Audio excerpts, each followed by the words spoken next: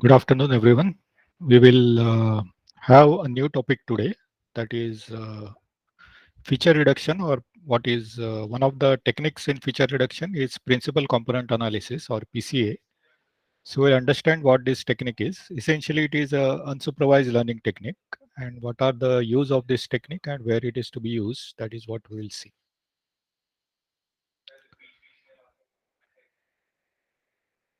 Okay, so first, since the technique is for feature reduction, so let's understand why do we need feature reduction.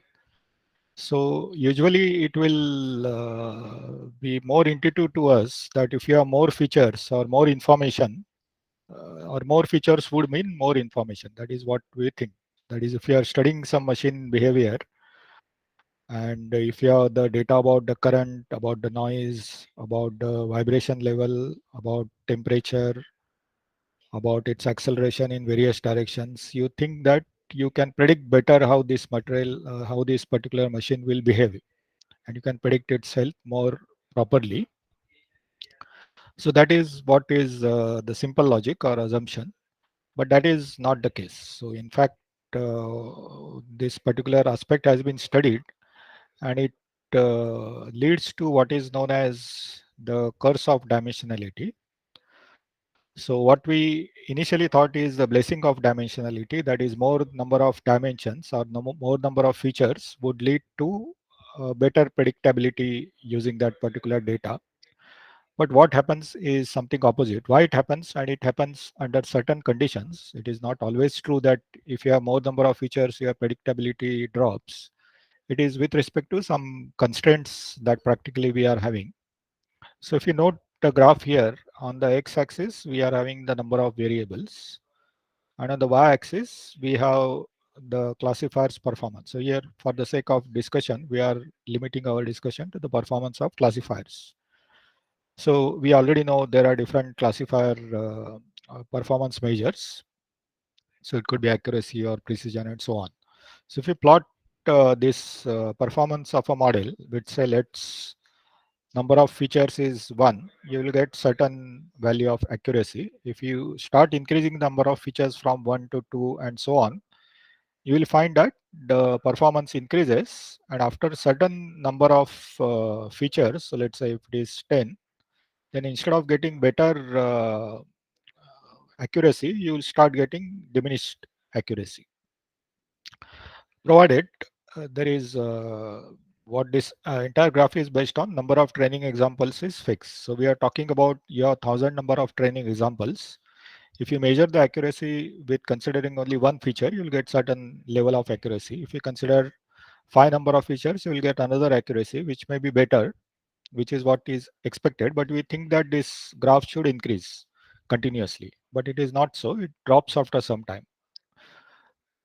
The reason for that is that for a given number of features, there is a proportionate need of the training examples. So if you are having 10 number of features, you require a certain, depending on the problem, certain high number of training examples, and this needs increases almost exponentially.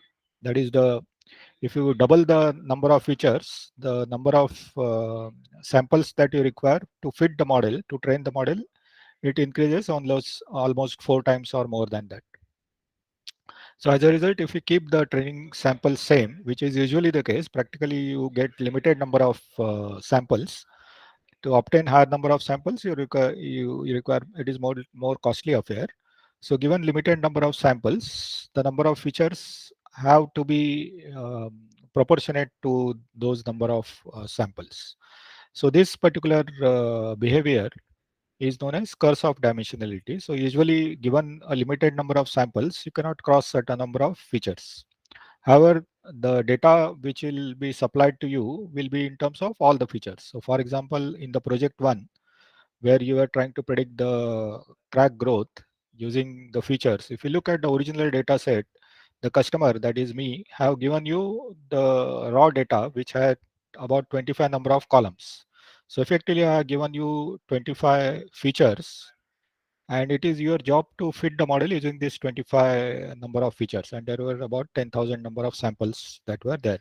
If you try to use all the features and try to fit the model, you will find that the result of that model will be far less than what you obtained. About almost everyone got more than zero point 0.9 as the R square value.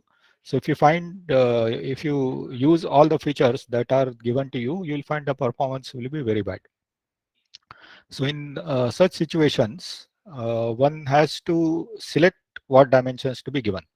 So in this project, you are lucky that I specified that you have to use only delta k and dA by dN in order to, or delta k and frequency are the two key parameters. So that is where the human intelligence comes in this picture. But suppose there was nobody to tell you which dimensions are or which features are influencing the predictability of dA by dN, then you would be lost. So you will use all the features and one would not know. So in such type of scenarios, one would like to have reduction of the features. So you would like to eliminate some of the features, or you want to transform these features into new feature set and select some of the features which are more important for the type of model you are trying to build. So that is known as feature reduction, and that is the topic of our today's discussion. So what I spoke to you is written in this particular slide. So there are different motivations or different use of feature reduction in addition to what background I gave. The first need is reduce the redundancy in the data. So for example, I have given you a lot of information in, again, taking to project one where you are trying to predict the crack growth rate. So I had given you many data, such as what is the time the data was taken. So it has no relevance with respect to most likely the rate of crack growth. So some data are redundant or some may be interdependent. So for example, the delta K is given for in certain unit Newton per mm square, and delta K is also given in some other unit, which are just a transformation of units, but essential data remains same. So in this case, we say that these two columns, so one dimension is given in meter, another same dimension is given in millimeter in the other feature. So these two features are said to be correlated to each other. So we don't want that sort of additional data to be included in our model, because that increases our computational load. So in such cases, to reduce the redundant data, so some data may be irrelevant. So it may be irrelevant, or some data may be highly correlated, and you don't require such highly correlated data, any one of the columns. So dimension in mm is sufficient. You don't require dimension in mm same and the same dimension in meters. So you require features that co-vary as little with respect to other. That is, you want the features which are independent of each other, or they don't influence each other. So dimension in meter is directly proportionate to dimension in meters and millimeters. So we don't want the covariation which is there in this particular case. We want the covariation to be as little as possible. The second requirement of feature reduction is that there may be a lot of noise in your data. So as you can see, if you again, some of you have plotted crack growth data, so you'll find that instead of smooth curve, there are a lot of fluctuations which are because of the instrumentation error. So that is known as the noise. So if you have to eliminate those points which are not following a particular trend, so that in that case also this feature reduction may help. The third important thing is data compression. So obviously using 25 features and using 3 features is entirely different in terms of computation. So the feature reduction can also be used for data compression. That is, the same data, the essence of the or the character of that particular data can be retained with small number of features. That is what we require. So it is like in our day-to-day work, the zip file that we create. So it is example of a data compression. And third important thing is, the last important thing is data visualization. So for example, now you are working on the second project on neural network. So you have been given some data which is having 6 number of features, and there is a label. So what exactly that data is, you cannot visualize that in 6 dimensions. Means humans don't have that ability. So in such cases, you can compress the 6 number of features into 2 number of features, which still retain the pattern of the data. And then you can visualize and see whether the data has got some correlation. So in that aspect also, for data visualization, the feature reduction is important. So next slide we will see. Okay, there is some quiz which is coming, but before that I will just show this data visualization slide. So the principal component analysis, that one of the technique which is used for feature reduction is used here for data visualization. So the data set that we are looking here is known as iris flower data set, a very standard data set which is used for testing various classification algorithms.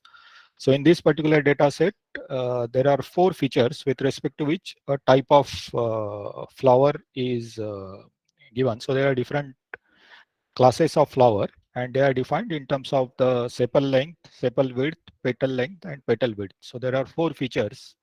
With respect to that, the classification or the label is given.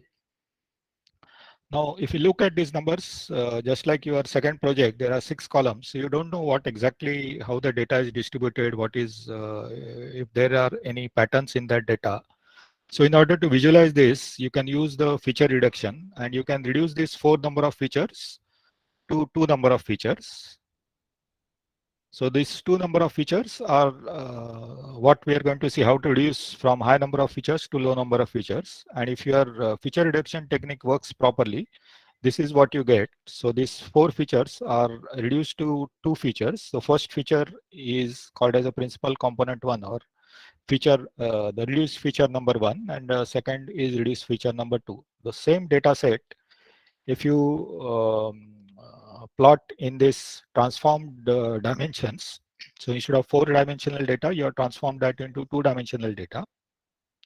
And 2 dimensional data you can easily visualize. So if you plot on this particular graph, this is feature 1, transform feature 1, and this is transform feature 2. And if you color, you already have the labels, so type of flowers, you will clearly see that there are different zones in which this data is distributed. So there are zone 1, zone 2, and zone 3. So with respect to these principal dimensions, you know that this particular data has got a certain pattern with respect to the principal component 1 and principal component 2. Now, whereas the principal component 1 and 2 have no physical meaning, the actual data has some meaning. So the first column was related to the sepal length and so on. So the physical meaning, there is no physical meaning to the transform components, but it helps you to visualize. So that is just to illustrate what is the advantage of this particular data. And we'll have just look into, so we have seen what are the motivation for doing data feature reduction. And we'll have a quiz to understand this particular aspect.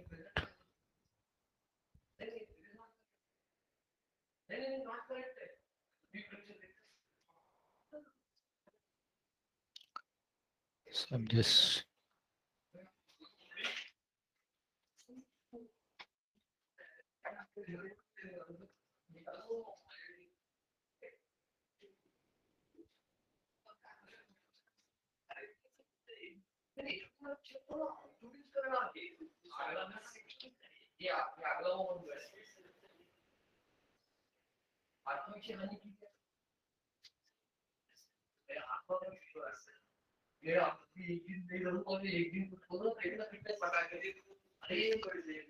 okay. So this is the quiz. You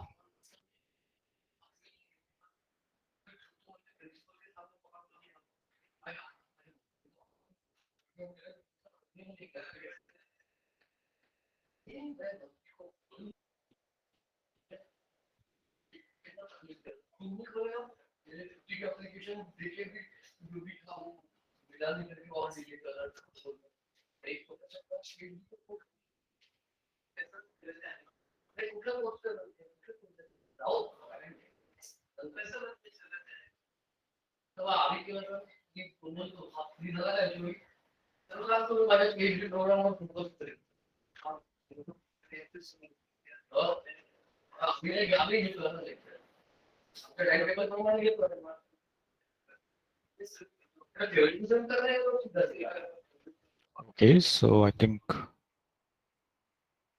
more than 9 inputs one will not get.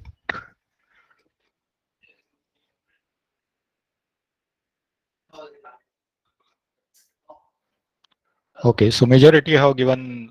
So both of these are the advantages of feature reduction. So feature reduction is used to eliminate closely related features. So closely related or correlated is the same thing, or redundant features. So out of many features, some of the features may be highly correlated to each other. That is, they may be proportionate to each other, or they may be one can be estimated based on the other.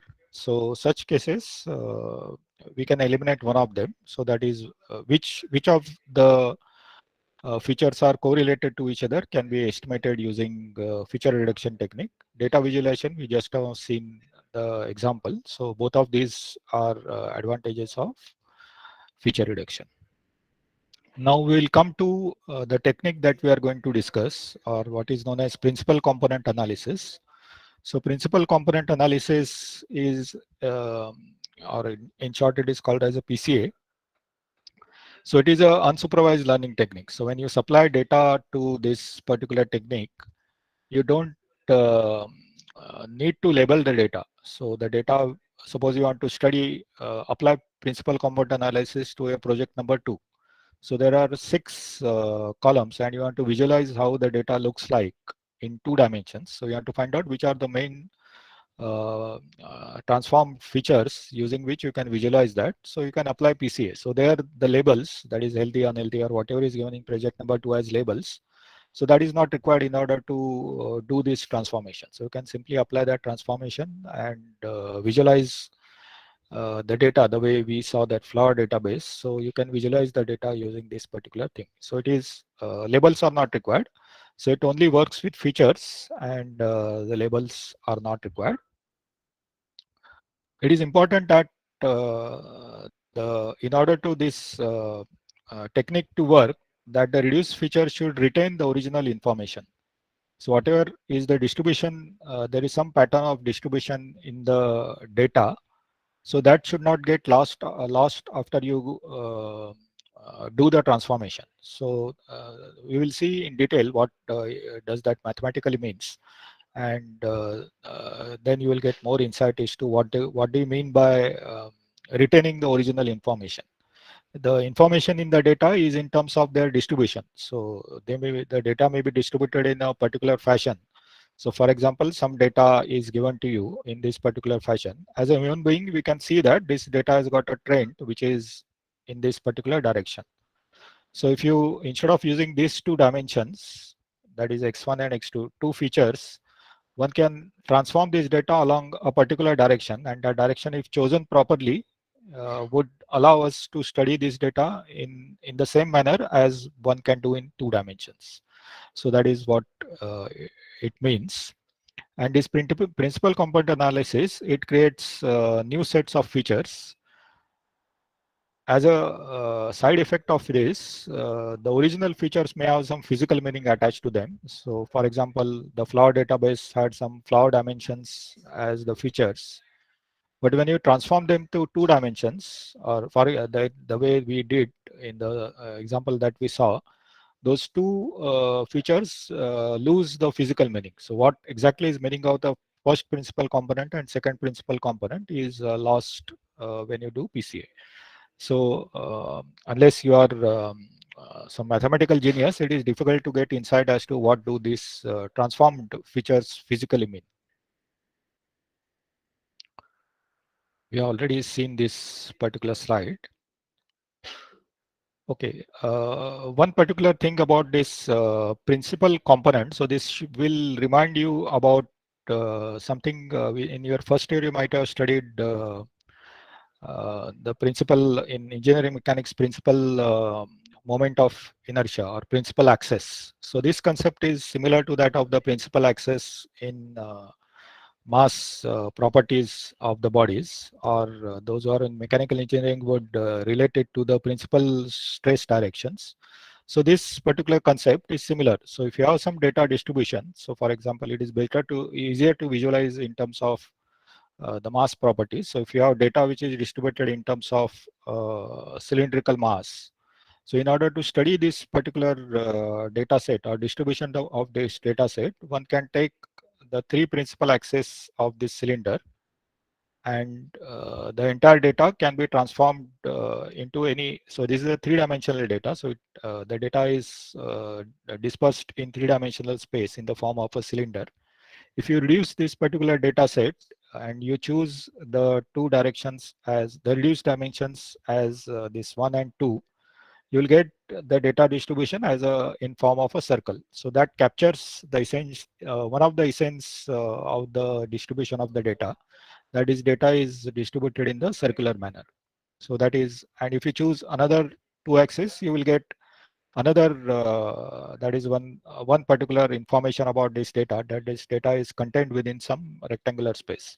So this some you can relate this particular method, as we can see afterwards. These principal directions are nothing but the principal axis or the eigenvector corresponding to this particular data set. We'll come to that later. So at present, I just thought of connecting it to something which you already have learned previously, but not in terms of data distribution. Okay, now we'll come to how this principal component analysis algorithm works. So what you see here is the data points which are shown in the green color. So this particular green color spots, they are in two dimensions. So first, there are two features. So each of the green point has got x1 value, that is the first feature, and x2 value. So if you visualize this particular data, you find that these green spots are distributed in this x1, x2 space as shown here. When we want to do the feature reduction, what essentially we want, instead of using two dimensions, so you are having x1 direction and x2 direction, we want to represent this data only using single dimension. So we want to find out some single dimension in which the same data can be represented without losing the information that this particular data contains. So information in the sense, means if you use that reduced dimension data, you should be able to build your model using that reduced feature data, and it will predict the same results as the original data. So you can build a regression model using both x1 and x2, and that model will give some results. If you reduce the dimension, that is, you compress it to single dimensional data and then apply a regression model to it, it will give approximately the same result. So there will not be, if your transformation is correct, that is a reduced axis is correct, then the result, you will not lose much of the information. So this loss of information can be mathematically dealt in the principal component analysis as follows. So what essentially you are trying to do here is that you are trying to find some vector direction u. So remember that these x1 and x2 are two feature directions in which the data is represented. Instead of using two dimensions, you want to use a single direction, that is u bar, and all the data sets you will be projecting on this particular plane. So you will project each of these data sets into this found vector u bar, and uh,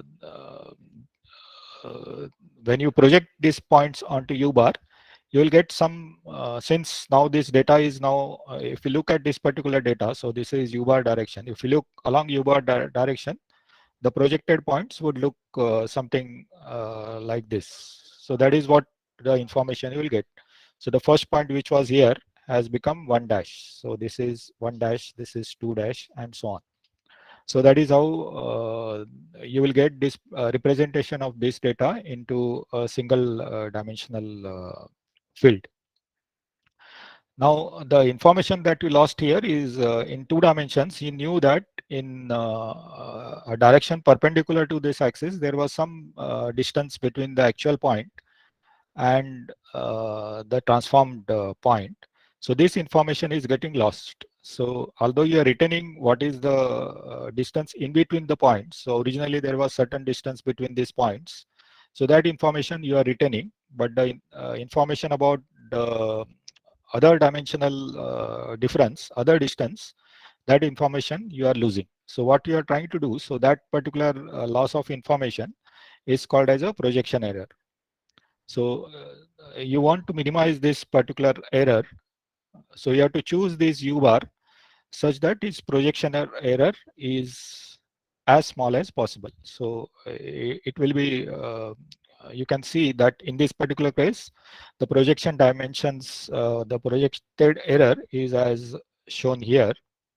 For example, if you choose another direction, just to illustrate what happens if you choose another direction. So somebody chooses a direction which is, for example, perpendicular to this axis. What will happen is that, and if you project all the points onto this particular axis, you'll find that this projection error are different. In fact, they are larger as compared to the earlier case. So for all the points, the projected error would be larger. Means most of the points, the projected error would be larger than what was there for the other axis. So if you choose any other third axis, you'll find that similarly the projected errors would be different. So you have to find out a particular axis so that when you so that this projection error would become a minimum. So what you are trying to do is the cumulative projected error. So in order to eliminate the, just like the square sum error that we define in the regression, here we do the square sum projected error. So if you square all these errors, their summation should be minimized. So that is how this particular principal component analysis works. So that is what has been given in this particular case. The algorithm works by finding a direction U bar onto which the projected data is onto which to project the data so that the total projection error is minimized, or the sum of the squares of the projected errors is minimized. And you can easily see here that when you do it on a particular axis, so in this case this particular U bar happens to be the best axis, so in which case you will retain the nature of distribution in the best possible manner. So for example, these 2 points are separated, the point number 1 and point number 2 are separated by certain distance. So this is known as a distribution or spread of the data, or variance of the data.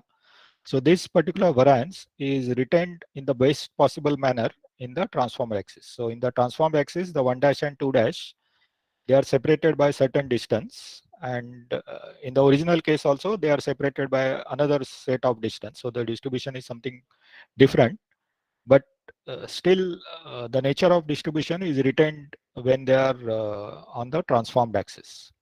It won't be the case if you project, for example, the axis which is perpendicular to one which is drawn. So in which case this one will become 1 dash, which is here, then the 2 will become here, and and so on. So the distribution, so everything will be compressed. So all points will be compressed in a smaller region. So the spread of data would be lost if you choose the wrong axis, and in one of the axis, the variance or the spread of the data. So here variance term is to be taken in terms of layman's term as the spread of the data, or the separation between the data is best possible when you choose the right axis, and that right axis is the one where the projection error is minimal. So here we have discussed the, with respect to two-dimensional data, the same, and reducing from 2 dimension to 1 dimension. So that is the thing what we discussed. The same can be logic can be extended in general to reduce from n dimensions to k dimensions. So that is what PCA does. So PCA, you supply data in n dimensions. For example, 6 features you supply to it, and then you have choice of obtaining how many you want. So you may be wanting to reduce To visualize, you may reduce it to 2 dimensions or 3 dimensions, or for some other purpose, for your model, you want to reduce it to 4 dimensions so that your model size becomes smaller. So, what is the optimal number of reduction in features is also can be mathematically found out. That is what we are going to see towards the end of this particular lecture. Okay, so when you are reducing from n dimensional to k dimensional, essentially you are finding k number of vectors onto which you are projecting those points, and you are trying to um, minimize the projection error. So that is what you are doing. So in case, suppose you have data which is in space, that is in 3 dimension, and you want to reduce it to 2 dimensions. So 2 dimensional would be a plane. So you'll find a plane onto which these points, when projected, they will retain the projection error is minimal with respect to that plane. And in order to define that plane, you require 2 axes. So you're reducing from 3 dimensions to 2 dimensions.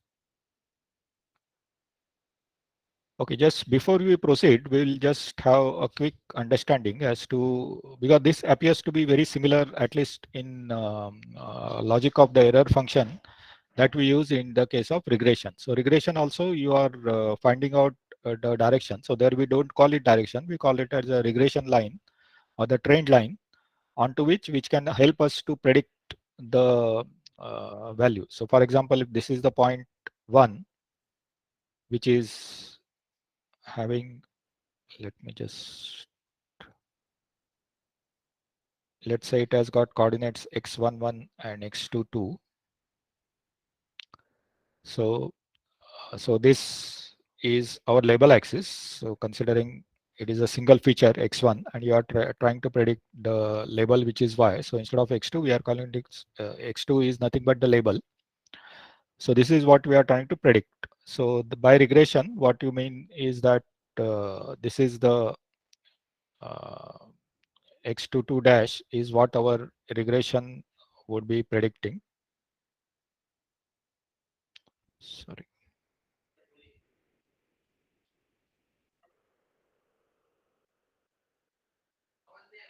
So this is x21 and this is x21 dash.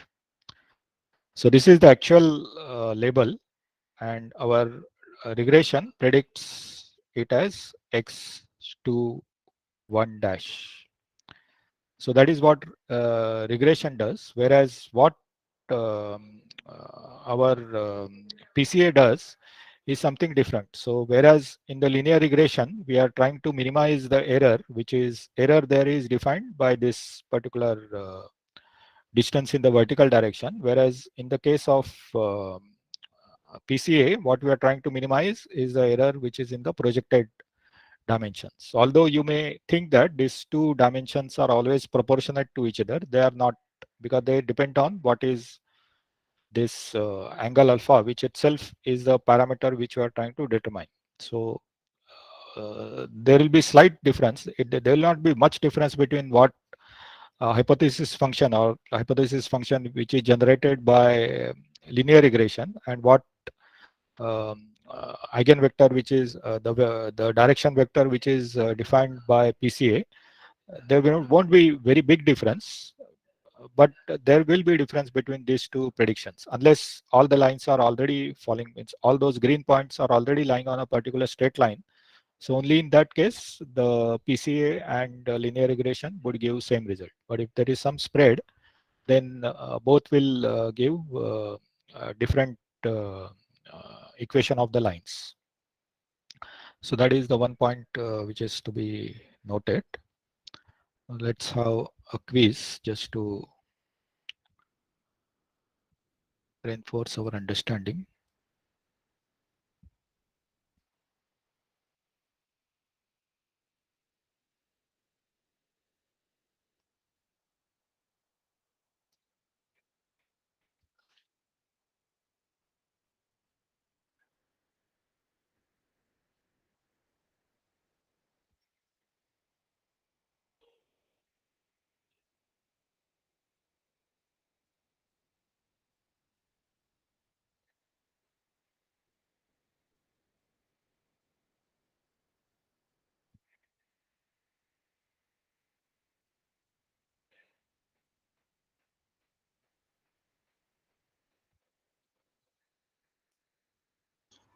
So the form isn't accepting responses yet. Oh, sorry, I did not activate it.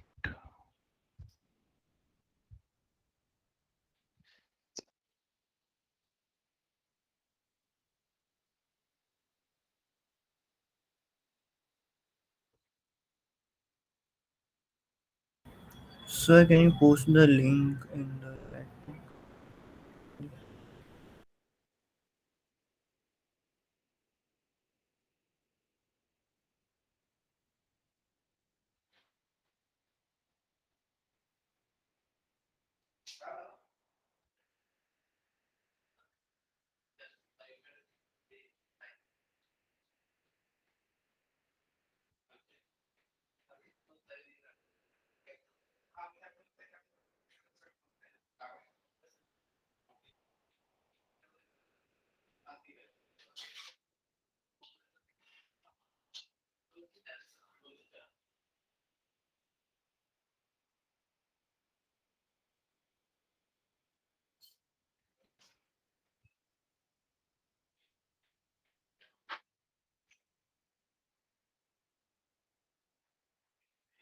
Okay, so let's have a look at.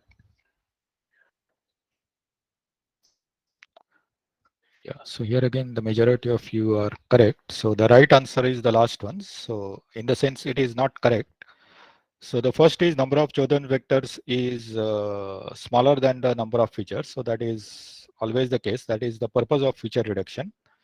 The new features are obtained by projecting original samples onto the direction vector. So that is also correct. The projected points are having higher variance. So this is not correct. So we want to retain the variance or the spread of the data as much as the original, but you can never return them to the actual case. So the variance or the spread of the information, spread of the points on the reduced dimensions will be always smaller. So there is some variance which is lost when you do feature reduction. So you will never get higher variance. So as a result, this particular option is the answer to this particular question.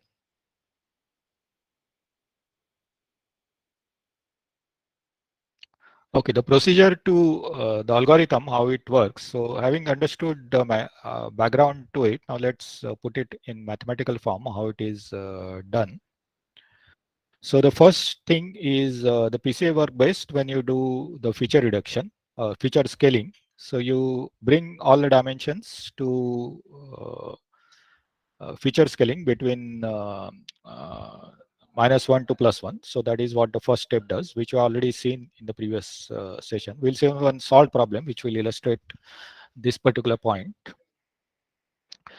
The next step is something which is called as a covariance formation of covariance matrix. So covariance matrix is you are having, let's say, 1 2 3 4. So you are having x1, x2, x3, x4 as the features, and there are number of samples which are available to you. So if you take any one of this sample, so this sample, for example, this is second sample, so it will have values x12, x22, x23, and x32 and x42. So that is your feature vector for this particular second sample. Now this particular vector is written here. So it is 1 by n vector, where n is the number of features. If you multiply this vector by its transpose, so if you multiply this by x12, x22, x32, x42, so this is a transpose of this particular matrix. You will get a square matrix which is of n by n dimension. So in this case, it will be 4 by 4 matrix. This particular matrix is called as a covariance matrix. If your features are independent of each other, like there is no correlation between them, what you will get is a diagonal matrix. So you will get, if it is totally independent of each other, you will find that all non-diagonal terms would be zero, and some of the, at least one of the diagonal term would be non-zero. So that is the property of covariance matrix. So in order to calculate the principal directions, to transform this particular data onto another form, what you are trying to do is you are trying to find out those dimensions which are uh, not correlated to each other. So those are the important axes along which you will retain most of the information. If you have two features which are related to each other, you don't require both of them. So one of them can be eliminated. So that is what this particular process gives you. So the first step in that process, so what essentially we are trying to do is we have got this vector which is, for example, 4, and let's say there are 100 samples. So there is 100 by 4 matrix is available to you. You want to transform it into, for example, let's say 100 samples into 2 number of features. So instead of 4 number of features, you want to convert into a matrix which is having only 2 number of features. So you have to multiply this particular matrix by some transformation matrix. You are trying to find out what is this transformation matrix. So that is the purpose of this. So how to obtain that transformation matrix is the first step. For that is to obtain the covariance matrix for each of the samples. So this particular product is calculated for each of the samples. So if there are 100 samples, each of the samples you will find covariance matrix. And what this particular stage does, the covariance matrix for your entire data set would be given as the average of all individual covariance matrix. So add up all those matrices, individual sample matrices, divided by number of samples. So you will get the covariance matrix for the entire data set. Now, if a data set is such that all the features are already independent of each other, you will get a diagonal matrix, or the non-diagonal terms will be very small as compared to the diagonal matrix.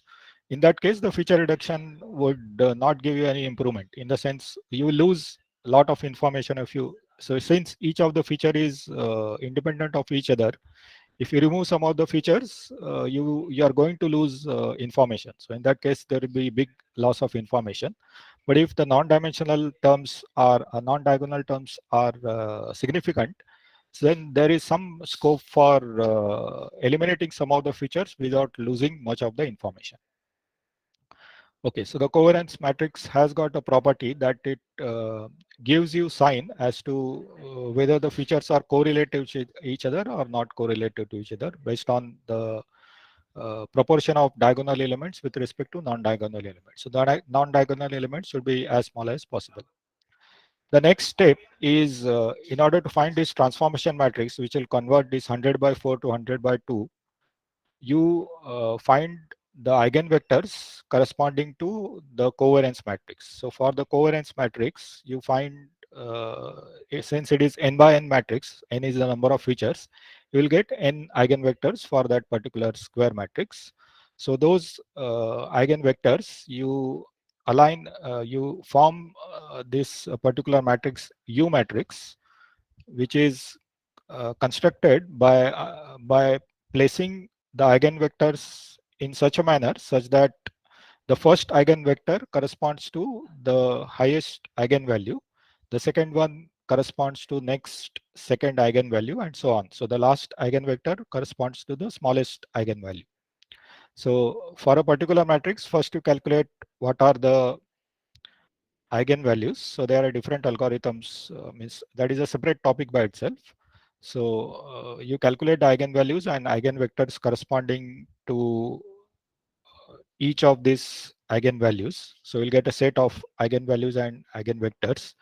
Now you stack the eigenvectors one after another such that the first column corresponding to the first eigenvector corresponds to the highest eigenvalue, then the next highest eigenvalue, and so on. So you'll again, here you will get a matrix which is again n by n size of matrix. And the next step is the one where you will find our transformation matrix. So before we go into that, just to reinforce the concept about what we discuss here, there is some small quiz which is coming up just to understand the concept of covariance matrix.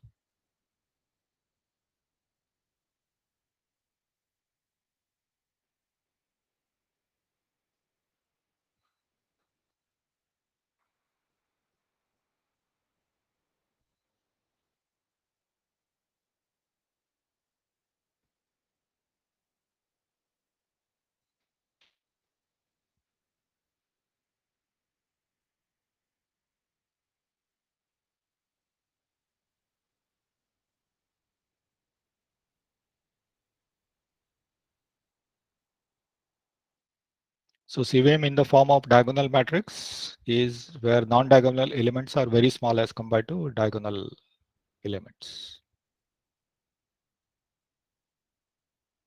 Okay, since we are short of time, I'll quickly go through. Yeah, so majority of you are right. So no. So it is a diagonal matrix. So yeah, that's right. Sorry. Uh, the features are not correlated. So if they are not correlated to each other, in which case you will get the non-diagonal elements as very small. And the features, when they are correlated, you will get diagonal elements which will exist. So the presence of non-diagonal elements indicates that the features are correlated, and there is a scope for feature reduction.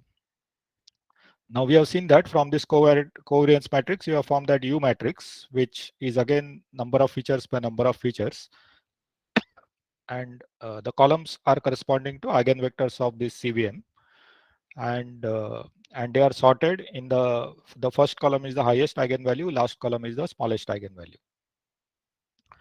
Now the next step is the finding out transformation matrix corresponding to reduced number of features. So whatever number of features you want to reduce to, you chop off the earlier U matrix. So earlier U matrix was having n number of columns. So there was U k plus 1 up to UN. So this later part you chop off from that matrix. So the earlier matrix was square matrix. You remove, just retain the first k columns and chop off the remaining matrix. So this particular matrix is the one which is the transformation matrix. So this matrix will have dimensions n number of rows, that is the original number of features, and k number of columns. So here k is corresponding to the eigenvectors which are having first k highest eigenvectors, or first k eigenvectors who have highest eigenvalues are retained in this particular matrix. So if you multiply, this is your transformation matrix.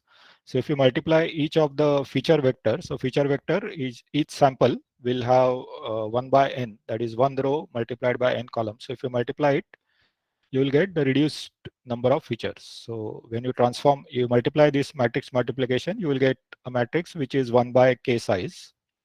So the new or the transformed dimensions would be the same sample with k number of features instead of original n number of features. So you will get this reduction in the features at this particular stage. So this particular matrix is called as a U reduced, which is obtained by chopping off some of the low eigenvalue related eigenvectors. So this is the step where you obtain the um, reduced features. The mathematical basis as to why it works, you have to look in the mathematics books. But as far as we are concerned, we are understanding the procedure, and this is how the procedure is there. Why this particular thing means what is the theoretical basis for that? We are not going into it. But those who are interested, the books give the explanation or the derivation of why it works. Now, obviously, the question is how you can reduce from 6 dimensions to 1 dimension, 2 dimension, 3 dimension. So which reduction is the best? So for doing that, there is a procedure. The procedure is as follows. So you want to find out up to what features you can reduce without significant loss of the data. Obviously, if you have 100 features, you bring it down to, let's say, 5 features, there will be some loss of information. If you reduce it to 4 number of features, there will be further loss of. So every reduction has some loss.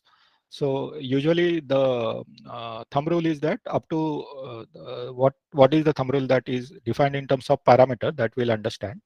So the procedure is as follows. So the original 1 by k matrix, the reduced feature matrix, that is the Z matrix that we obtained, if you multiply it by transpose of this U reduce, so U reduce is the one which is obtained by chopping off small valued eigenvectors.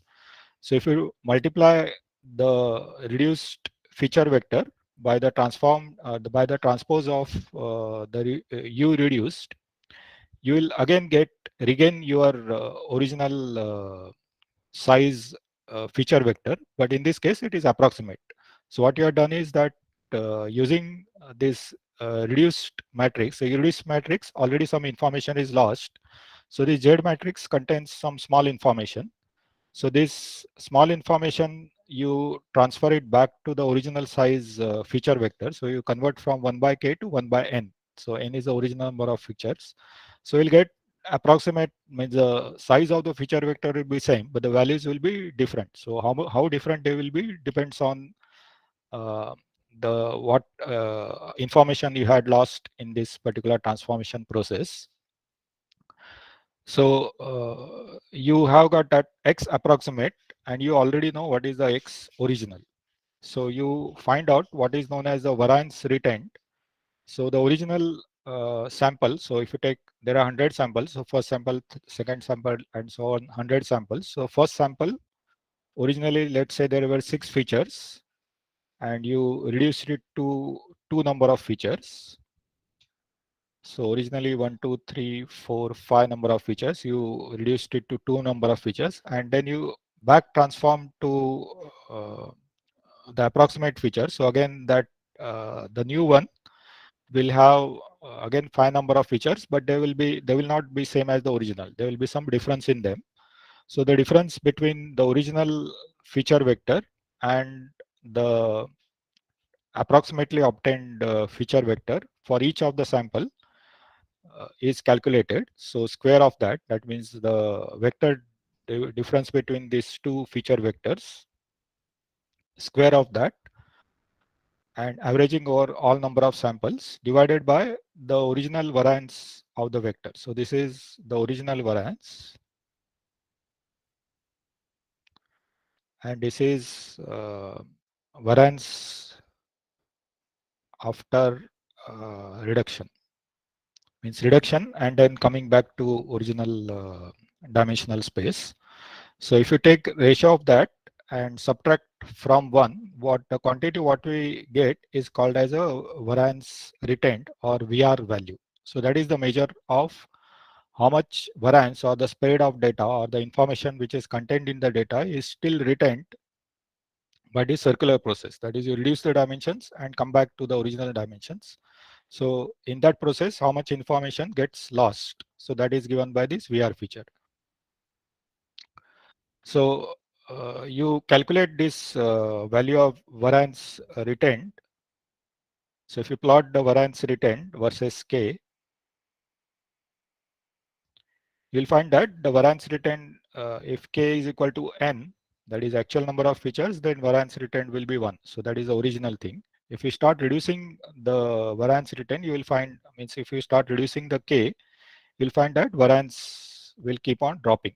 So usual thumb rule is uh, corresponding to k corresponding to variance retained equal to 0.9 is considered as ideal value of k. So if you do anything below that, your variance will be less than variance retained will be less than zero 0.9, and that is not considered as uh, good part. Again, this is a thumb rule, not hard and fast rule. So that is the understanding that we get here.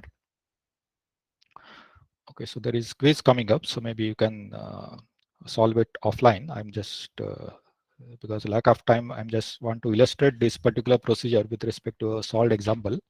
So that quiz problem you can revisit when I give you the hard copy.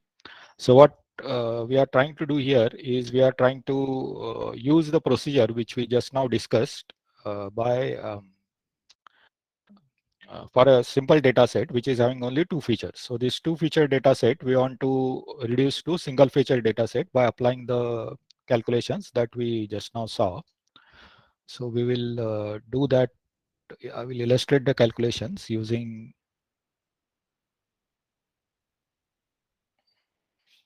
Google Sheet. So the sheet I will give it to you. So what you see here is the original this particular matrix So there are total 10 samples, and these are the original values of the x1 and x2. So there are two features, and their original values are as given here. The first step in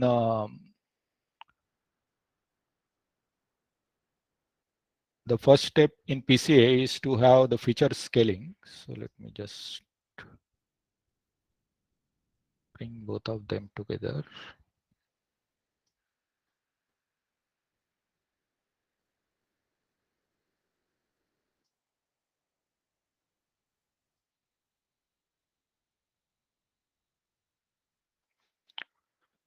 Okay, so what we are looking here is